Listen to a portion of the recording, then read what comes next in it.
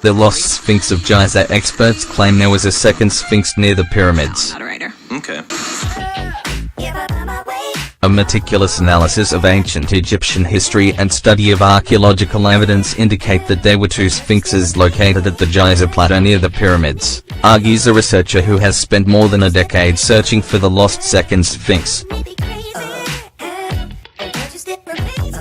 Have you ever seen just one sphinx in later Egypt that didn't have another? Not only did the ancient Egyptians mention the second sphinx, but so did the Greeks, Romans, and Muslims. It was destroyed between 1000 and 1200 AD. Covered by tons of stone and sand, well hidden under the Giza plateau lies one of the greatest mysteries of ancient Egypt. The second Sphinx of Giza, an ancient monument that accompanied the one still standing today. It seems to have disappeared under strange circumstances, but not without leaving us with details that suggest it was as real as the Great Sphinx standing guard near the pyramids today.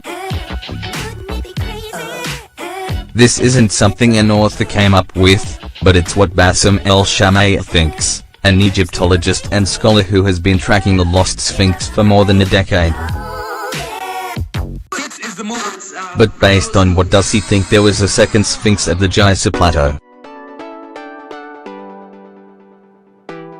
Well, first of all, when you think about the ancient history of Egypt, and the sphinxes that have been found across Egypt, you always find evidence of duality, and that all other sphinxes found in Egypt come in pairs, so the fact that the sphinx at the Giza plateau is alone can be considered as an anomaly. And this is exactly what El-Shamaya thinks, as the idea of two sphinxes existing is more in line with ancient Egyptian beliefs, which were mostly based on duality. But the entire evidence isn't based just on that fact. Anyway, in order to come to this controversial conclusion, throughout his years of work El-Shamaya has obtained innumerable ancient texts, archaeological data and even an unusual satellite taken by NASA that seems to corroborate his hypothesis. Every time we have to deal with the solar cult, we should discuss of one lion and one lioness facing each other, posing parallel to each other or sitting in a back-to-back position, says El-Shamaya. The Egyptologist points towards the Egyptian creation myth, where the almighty Atum gives birth to his son Shu and his daughter Tefnut, curiously, in the form of a lion and lioness. The controversial expert also points out the dream stela, believed to have been carved by Thutmose IV and located between the paws of the Great Sphinx, which clearly depicted two sphinxes. So the second Sphinx of Giza may have been carved in the form of a lioness. But and what happened to the monument?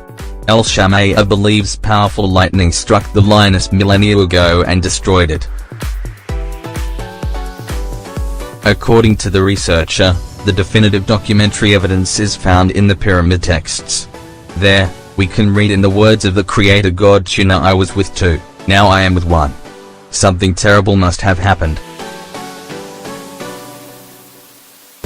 The theory of the second sphinx not only has documentary evidence based on the analysis of the texts and the iconographic representations of the ancient Egyptians. Bassem has also provided material evidence from NASA's most up-to-date photographic analysis.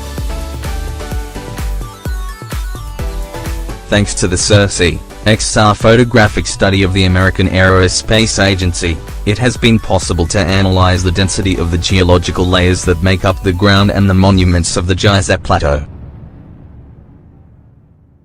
Well, with this photograph, below, we can actually see that in the area where Bassem said the second sphinx was located, there really was a structure that NASA colored in yellow. This signal, Bassem explains, is usually received in the form of pulses of a given wavelength ranging from 1 cm to 1 meter and corresponding to a frequency range of about 300 MHz up to 30 GHz.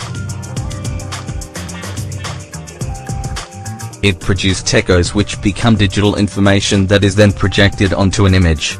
This is composed of numerous points or pictographic elements, each of which represents a specific place scanned on the ground by the radar.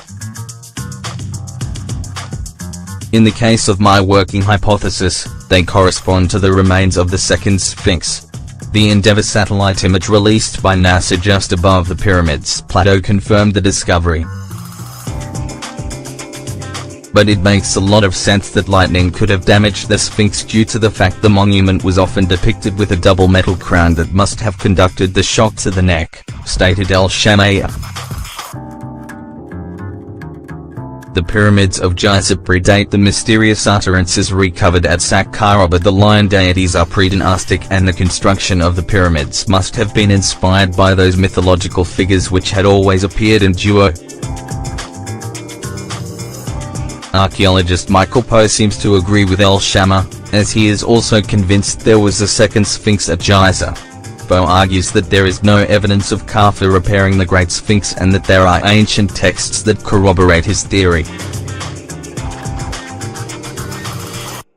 There is currently absolutely no archaeological evidence of Kafka repairing the Sphinx.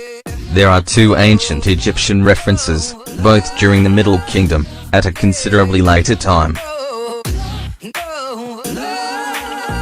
One has it that Kafka found the Sphinx, which would support the Sphinx is older than Kafka, and that Kafka altered its face. This same source, Fragmentary Papyrus, states that there was another Sphinx facing this one on the other side of the River Nile, and both of the monuments were constructed here to represent the dividing line between northern and southern Egypt. The other reference said that Khephren built the Sphinx.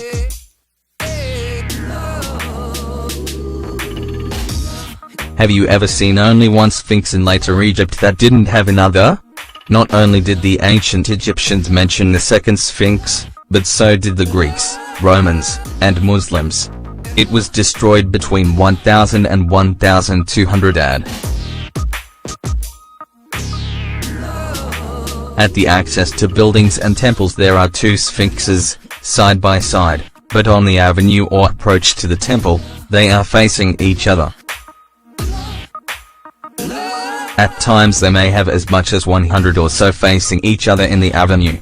The Nile is Egypt's avenue, and it divides the north and south. Countless ancient writings about the two Sphinxes suggest that they were facing one another.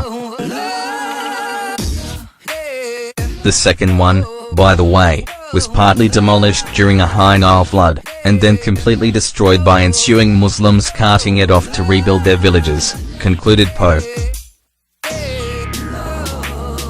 And as we keep digging we find more evidence of a possible second Sphinx. Authors Graham Hancock and Robert Borval also seem to agree about a second Sphinx existing at the Giza Plateau, and in their book The Message of the Sphinx, they maintain that the Sphinx was made to represent Adam Harmakas.